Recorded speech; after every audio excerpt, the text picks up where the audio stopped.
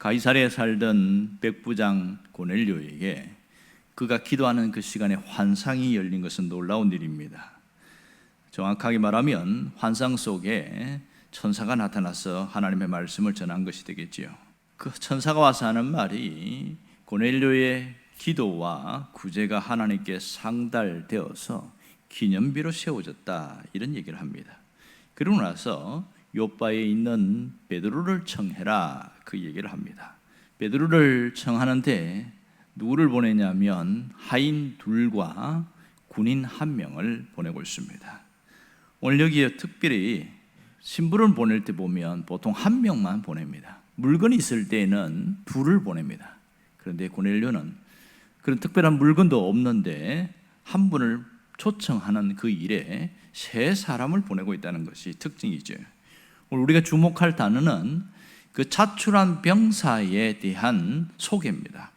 오늘 여기 보면 그를 경건한 사람 이렇게 말합니다. 부하 가운데 경건한 사람 하나를 불러, 이렇게 이야기를 하고 있습니다. 자, 이 경건한 사람 이야기하는데 도대체 이 부하는 누구인가 하는 거예요.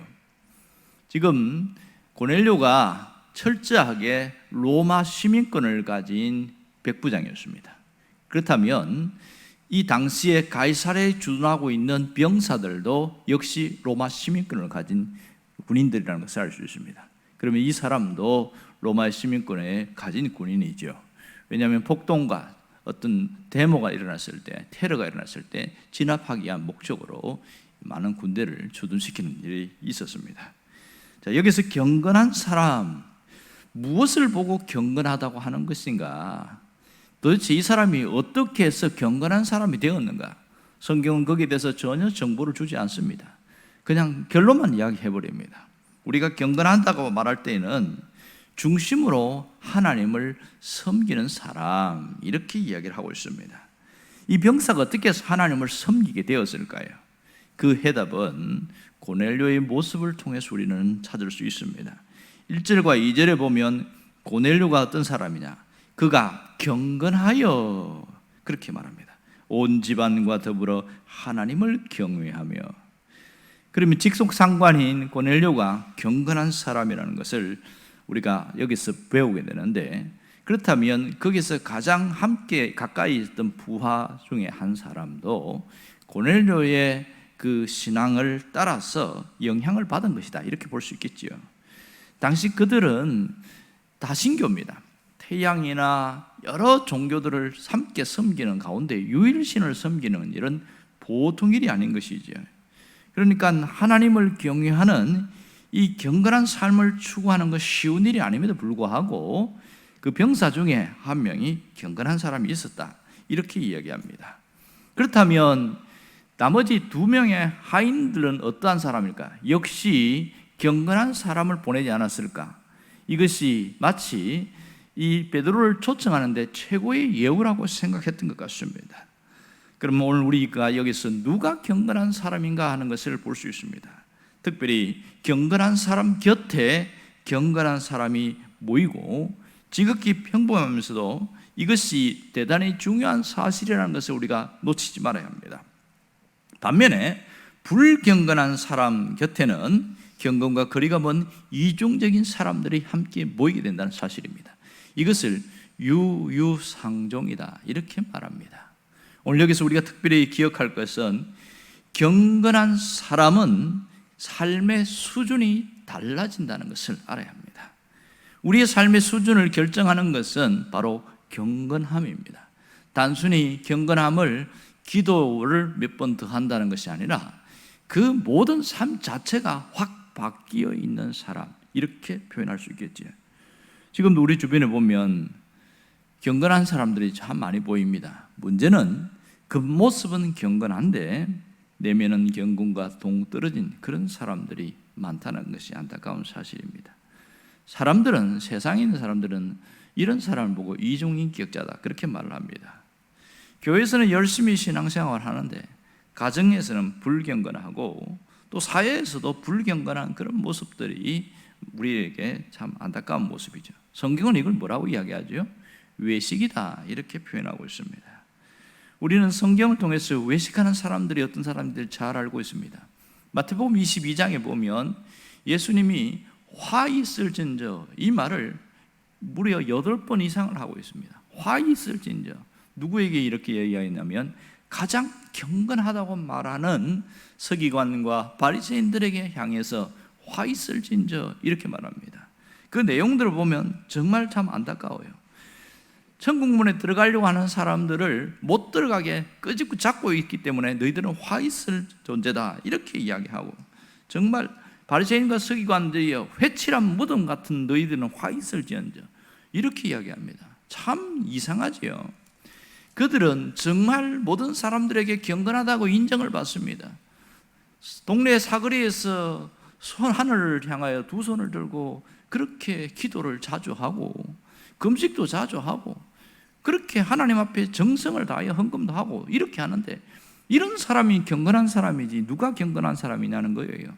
그런데 주님은 반대로 이들은 이중인격자다, 외식하는 자들이다 이렇게 말합니다. 왜냐하면 그들은 겉모습은 경건했지만 속은 완전히 썩어 문드러졌기 때문에 그렇습니다. 외식적인 그 모습을 주님은 굉장히 싫어했다는 것을 오늘 봐야 됩니다. 정말 경건이라는 것은 이 내적인 바탕, 자기 삶 속에서 살아계신 주님과 함께하는 그런 모습이 있어야 이것이 진정한 경건의 모습이라는 것을 주님은 말씀하고 있는 것이죠. 그런 면에서 보면 고넬료는 정말 경건한 사람이었습니다. 그의 기도와 구제가 상달되어서 기념비가 될 정도로, 하나님 앞에 기념비가 될 정도로 경건한 사람이었습니다. 그렇다면 오늘 여기 나오는 병사도 경건한 사람이라는 것은 고넬료와 동일한 모습으로 살아갔다는 것을 알 수가 있습니다. 우리에게 말씀하는 것이 무엇입니까? 경건한 삶을 살아가는 자가 되라, 이 얘기를 하고 있는 겁니다. 우리는 끊임없이 남들에게 보이는 경건은 거의 완벽에 가까울 만큼 가까워지고 있습니다. 하지만 우리의 내면이 이 바리새인이나 서기관들 같은 그런 모습들이, 그런 흔적들이 남아있다면 그것을 청산하는 일을 우리가 해야 합니다. 이것이 진정한 경건한 사람으로 살아가는 모습이겠지요. 그러니까 경건이라는 것은 어떤 신앙적 어떤 모습, 어떤 수준, 그것을 정리하는 척도가 될 수 있겠지요. 여러분, 일상에서의 경건이 진짜 경건이다, 그 얘기를 하고 있습니다. 오늘 이 경건은 결국은 삶 자체를 표현하는 한 단어라고 할 수 있겠지요. 살아계신 하나님을 믿을 뿐만 아니라 삶 속에서도 그 하나님과 함께 현존하시는 하나님, 지금 나와 함께 하신 하나님을 믿기에 사람들 사이에서도 그 모습을 그대로 표현하는 그런 것이 우리의 신앙이 되어야 합니다. 김정란 씨가 쓴 시가 있는데 제목이 그때에 하는 시입니다. 내용은 이렇습니다. 일상의 일들이 밀물처럼 밀려오고 나아가는 그 해변에서 하루의 빈 그물을 씻고 있는 그때에 보잘것없는 지식을 머리에 씌워 타고난 어리석음을 가려 그렇게 버리고 헤매고 있던 밤중 그때에 헛된 욕심에 눈 어두워 앞을 보지 못하고 길가의 나뒹구는 돌멩이처럼 주저앉았던 그때에 세상의 온갖 유혹에 끌려다니다가 넘어진 상처투성이 내 모양을 버려두었던 그때에 나를 찾아오신 주님, 아, 나를 정하게 하셨네. 이런 시가 있습니다. 여기서 시 내용은 이런 겁니다.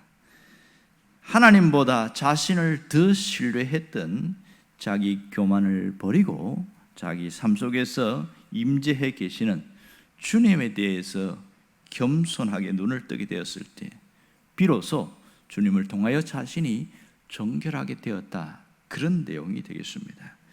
정말 자기 삶 속에 살아계신 주님, 함께 하시는 그 주님에 대한 눈이 뜨인 때에 비로소 자기 삶에 경건함이 찾아왔다는 것을 그 시를 통해서 잘 보여주고 있습니다. 우리는 경건이 일상이 되는 삶을 살아가고 있습니다. 누가 믿든지 안 믿든지, 인정하든지 안 하든지 우리의 삶은 경건함이 연속으로 이어지고 있습니다. 문제는 그 경건의 순수성, 그 경건의 그 밀도입니다. 얼마나 경건한 모습으로 살아가려고 하는가, 또 그러한 모습으로 있는가, 그것이 대단히 중요한 것이죠. 여러분 그거 아시죠? 금이라고 다 같은 금이 아니라는 것. 금에 불순물이 많으면 가치가 떨어지고 불순물이 없으면 가치가 높아집니다. 14K와 24K는 상당한 차이가 있습니다. 18K와 24K하고도 차이가 듭니다. 왜 그렇습니까? 그 속에 불순물이 있기 때문에 그런 겁니다. 우리 신앙의 경건도 마찬가지겠죠. 끊임없는 반복되는 기도와 말씀과 우리의 삶을 성찰하는 것은 우리 안에 있는 불순물들을 하나씩 둘씩 빼어내는 과정이다, 그렇게 생각합니다. 우리의 심령의 정결함도 삶의 경건도 오직 하나님에 대한 온전한 믿음이 있을 때에, 그때에 우리는 새로워질 수 있다는 것을 잊지 말아야 됩니다. 그렇다면 예배당 안에서만 경건하지 말고 예배당 밖에서도 그 경건함이 자연스럽게 흘러나올 수 있도록 우리가 훈련되어지는 것이 대단히 중요합니다. 결국 그렇게 될 때 하나님도 경건한 사람으로 인정할 뿐만 아니라 주변에 있는 사람들도 나의 경건을 인정해 주게 됩니다. 이로 인해 우리는 하나님을 드러내는 통로가 될 것이며 이웃과 함께 더불어 사는 아름다운 그리스도의 향기를 흘리는 그런 아름다운 신앙이 될 수 있다는 것을 잊지 않기를 원합니다. 바로 저와 여러분이 그러한 삶 속에서 날마다 성장하고 성숙되어져 가랍니다. 이런 사람으로 오늘도 하루를 살아갈 수 있기를 주의 이름으로 축원합니다. 기도하겠습니다.